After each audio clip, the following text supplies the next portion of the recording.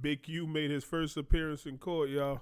This afternoon, the alleged leader of the Rolling 60s Crips gang made his first appearance in federal court. In fact, we just got this sketch in from the courtroom.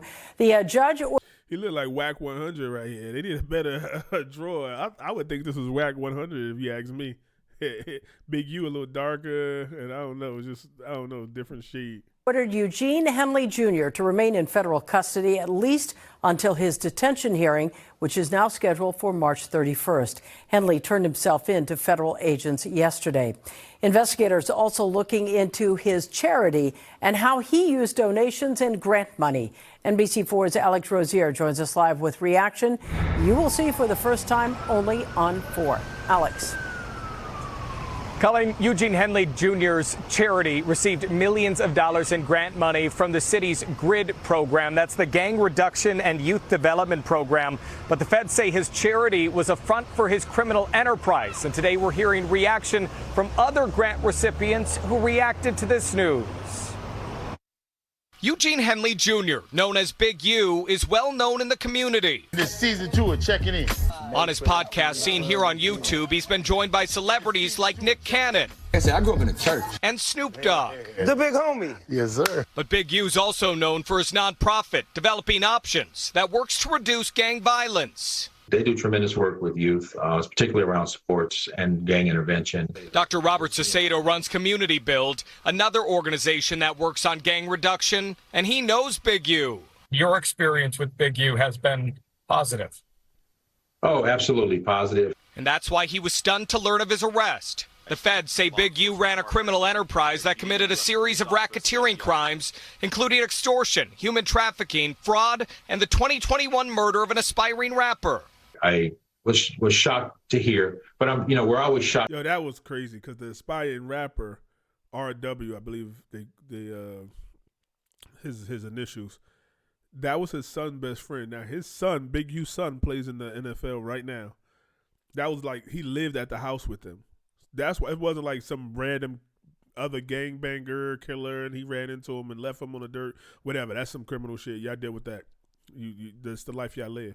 This was a kid that trusted him, damn near probably seen him as a father figure. So if he killed him, that's crazy. When we hear the initial news.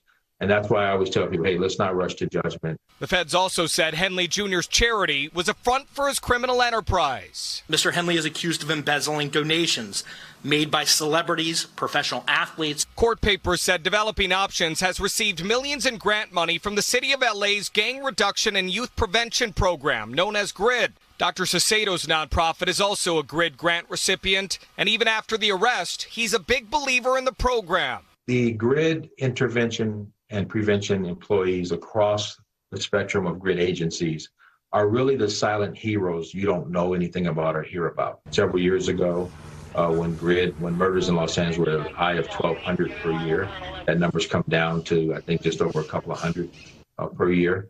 And that's a direct result of us doing the type of work we do. Not only does Dr. Sacedo believe in the program, he still speaks highly of Big U's charity. I am aware of the great work that they've done in their section of town.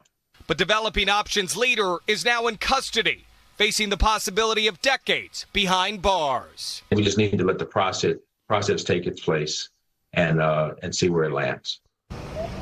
And as we mentioned, Henley appeared in federal court this afternoon and will remain in federal custody until at least his detention hearing scheduled for the end of the month. If End of the month. convicted of these racketeering charges, he faces the possibility of 20 years in prison. 20 years. I don't know if that's life for Big U. I guess it's damn near life. Look at this man. And they saying that it was actually helping kids. But he was just a monster in the background. I don't know. Is that gang mentality? It's almost too much for it not to be true. You got Brick Baby, Loose Cannon, Whack 100. The feds going something. You got the racketeering, the human trafficking, the tax stuff with Developing Options and donations, the murder, the extortion of different local businesses. It's just too much. They're gonna pin something on you. They throwing everything at them. Something gonna stick, whether it's the flour, the oil, the grease, something gonna stick. They throwing the whole kitchen at this motherfucker. So they want him. And he tried to do the whole black thing. I ain't like the live he did at the end right before he went in and saying it was whack and all these people and destroying and whoever take over. If developing option is good for the community, then shouldn't you as like, oh, I want this to continue. I want it to go on without me. If I get out of this and blah, blah, blah, then I would like to return back to what I was doing in peace. But you saying, oh, watch out. And whoever he was almost trying to scare somebody. Like, yo, whoever take over, they would whack 100. So then he, in his mind, everybody be like, oh, I want to take over. You want to take over? I don't want to take over. Then who hurt? The kids hurt. Because then they don't got no program. Because everybody's scared that it's going to be something put on their life if they take over this developing option stuff. Why would that be? He should seek forward or say, listen, I want this person to be in charge, and they're going to continue in my name, whatever, I ain't do this. And then people going to be watching them, but they can go on and continue, and the kids could be helped. It shouldn't be about him. He made it about himself. I don't like that. I don't like that one bit. But these podcasters becoming these rappers. But the rappers are 16, 17, 18, 19, 20, maybe 25. They could maybe have an excuse. These men are closer to 60 than they are 20.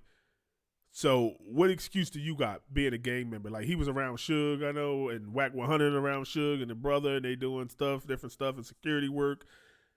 And then you come in and, like, you think, oh, I'm going to do it better than Suge. Suge was a menace, and Death Row was crazy, and they were doing illegal stuff and looking illegal. I'm going to do the opposite. I'm going to flip it on them.